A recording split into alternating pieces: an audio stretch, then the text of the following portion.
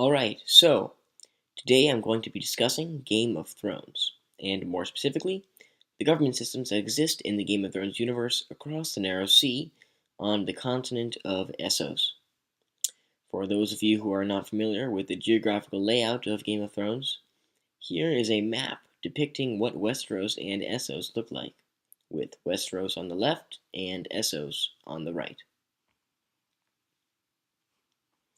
Most of the action, both written by George R. R. Martin and showcased on the show by David Benioff and D.B. Weiss, takes place in Westeros. However, there are numerous significant events that occur in Essos, as well as there are a number of important cultures and places to explore in Essos. So, let us embark on our journey into the land of Essos, as I will establish what main groups exist there, what their cultures are like, as well as describe their government systems.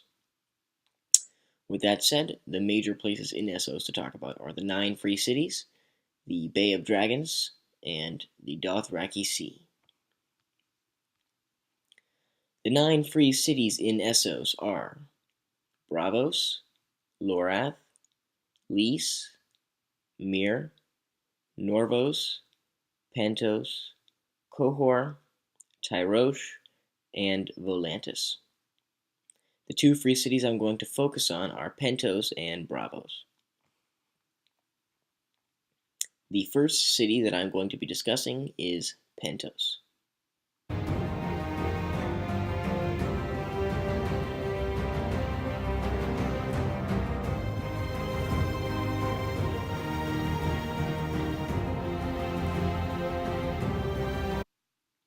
Pentos is the location where Magister Illyrio is housing Daenerys and Viserys Targaryen, temporarily before Daenerys is to be wed to Dothraki warlord Khal Drogo. He is also the one who gifts Daenerys her 3 dragon eggs, which eventually hatch into real dragons. The economy of Pentos thrives on commerce with other cities in Essos, as well as occasionally with the 7 kingdoms of Westeros. In addition, Pentos offers tribute to the Dothraki to avoid invasion by the famed barbarians. And a fun fact, due to the economic reliance on products such as cheese, Pentosi traders, such as Magister Illyrio, are referred to as cheesemongers. As far as the government goes, Pentos is nominally ruled by a prince chosen by the city's magisters from among the Pentosi noble families. The prince supposedly holds the powers of trade, justice, and war, and on every new year he must deflower the maid of the field and the maid of the sea to bring good fortune to the city. However, should a crop fail or a war be lost, the magisters slit the prince's throat and choose another. In truth, the prince's power is only nominal, and the true rulers of the city are the council of magisters, who are wealthy merchant princes such as Magister Illyrio. Next, we have the free city of Braavos.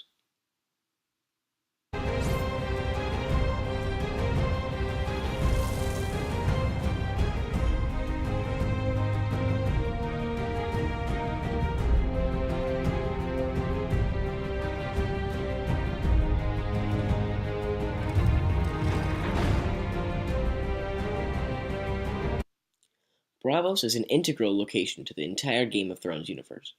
It is composed of hundreds of tiny islands and is arguably the richest and most powerful of all the free cities. In the events laid out by George R. R. Martin, Braavos is most notable for being the location of the House of Black and White, where the Faceless Men conduct their business.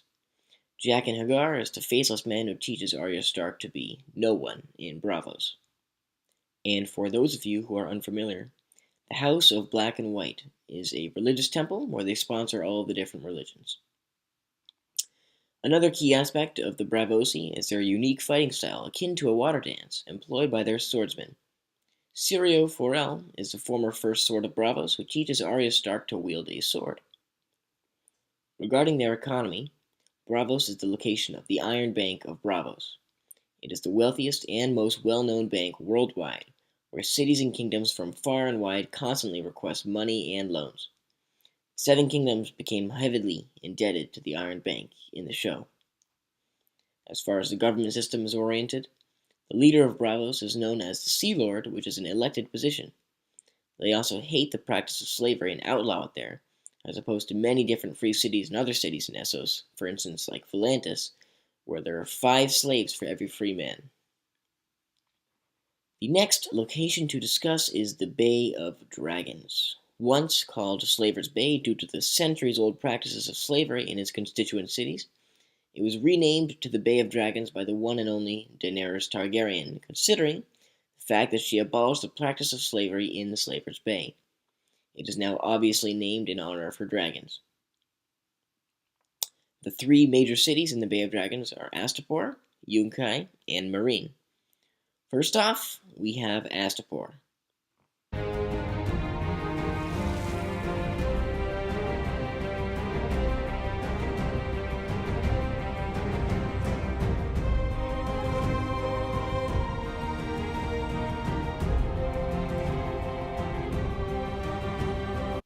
Astapor, the southernmost of the 3 great city-states of Slaver's Bay, is home to the Unsullied, who are eunuch slave soldiers considered by many to be the finest infantry troops in the world. Eunuchs being men who have been castrated. Important characters met in Astapor are Missandei, who is Daenerys' future handmaid, and Grey Worm, who is the leader of the Unsullied. Astapor's sigil, like that of the other cities of Slaver's Bay, is the harpy, which is the ancient symbol of the Ghiskari Empire. Like its sister cities Yunkai and Meereen, Astapor was once founded as a colony of the Ghiskari Empire, which was one of the earliest civilizations in the known world. Though culturally still identifying itself as Ghiskari, Astapor is actually an independent city-state and is not aligned with New Ghis, which seeks to restore the Ghiskari Empire. The city is ruled by the Good Masters, who are a group of slave owners and traders who have become immensely wealthy. The trade of slaves is usually conducted in the Plaza of Pride, which is an open market where the slavers take their customers to view their purchases. Slaves who displease their masters are tortured and displayed in the Plaza of Punishment, which is the first place a new slave is shown upon arrival in the city. As well as the city's fighting pits feature mock combat with young men dressed up as the legions of the old Ghiskari Empire, as well as humans are sometimes pitted against animals. A fun fact about Astapor is that it is also known as the Red City due to the heavy usage of red bricks in buildings and other structures. People from Astapor are called Astapori. Next up, we have Yunkai.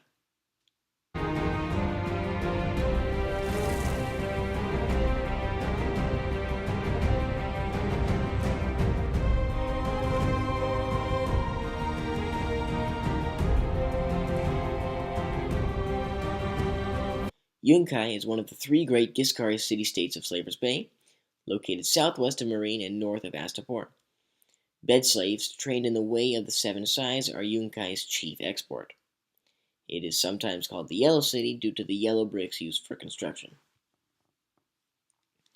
As far as its government goes, Yunkai is ruled by an oligarchy of slave merchants calling themselves the Wise Masters. Its people are both known as Yunkish and Yukai. And to round out the Bay of Dragons, we have Meereen.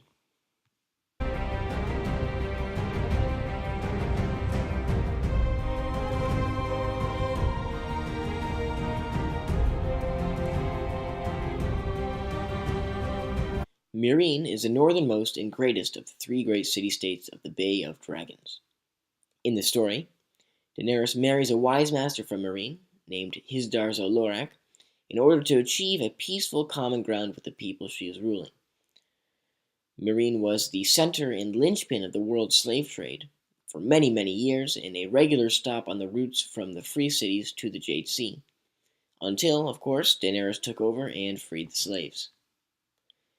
The city is actually built with multicolored bricks and is surrounded by tall, solid walls with towers at every corner.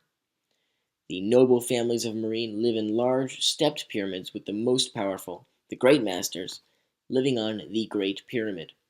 The Great Pyramid rears 800 feet above the rest of the city and is one of the tallest structures in the world. People and things from Meereen are known as Meereenese.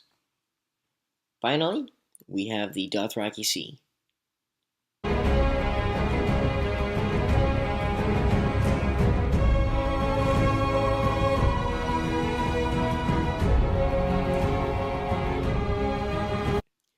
plains of the Dothraki Sea are the vast grasslands of the interior of Essos, a sea of grass which stretches for miles upon miles. It is inhabited by a fierce race of nomadic horse-mounted warriors known as the Dothraki. The once permanent settlement of the Dothraki is now their quote-unquote city of Vice Dothrak, located in the shadow of an isolated mountain known as the Mother of Mountains. Dothraki warriors are commonly referred to as horse lords, but they are also often called Dothraki screamers because of their fierce war cries as they charge into battles and raids. They are nomadic peoples who sweep across the vast central plains of Essos in search of plunder. Most of their society is centered around their horses. In fact, their name, in their own language, Dothraki, literally means riders. And in fact, the Dothraki will actually abandon a sick or injured leader who can no longer ride a horse. In the story, Daenerys marries Khal Drogo and becomes his Khaleesi. She later rules a Khalasar of her own following the death of Khal Drogo, who was considered the fiercest and strongest Dothraki warrior. Regarding the organization of their society, the Dothraki are divided into several nameless clans known as Khalasars, led by a single leader, the Khal. The Khalasars roam the Dothraki Sea, always on the move looking for new pasture lands and new targets for plundering. They make a living by taking what they need, including supplies, valuables, and new captives to serve them as slaves, as the only resources they have to themselves are horses and ample amounts of grass. A fun fact about the Dothraki is that the Dothraki warriors grow out their hair into braids, and the greatest warriors have long braids never been cut, to signify that they have never lost a fight. With each victory, they also put bells in their hair. They traditionally fight with curved swords known as araks. They also shun armor, considering speed and freedom of movement to be more important in battle. Economically speaking, it is said that the Dothraki don't believe in money, and instead they take what they need through raiding. They also enslave defeated people. In conclusion, Essos is a vast geographical area, much larger than the landmass of Westeros, and there are several fascinating and important cultures and cities that thrive there, and are relevant to both Martin's critically acclaimed and wildly popular book series, as well as the show created by Weiss and Benioff. These places found in Essos, the Slaver's Bay, the Dothraki Sea, as well as the 9 free cities, all have distinct government systems, which acts as the connection to our AP government class. Thanks for listening.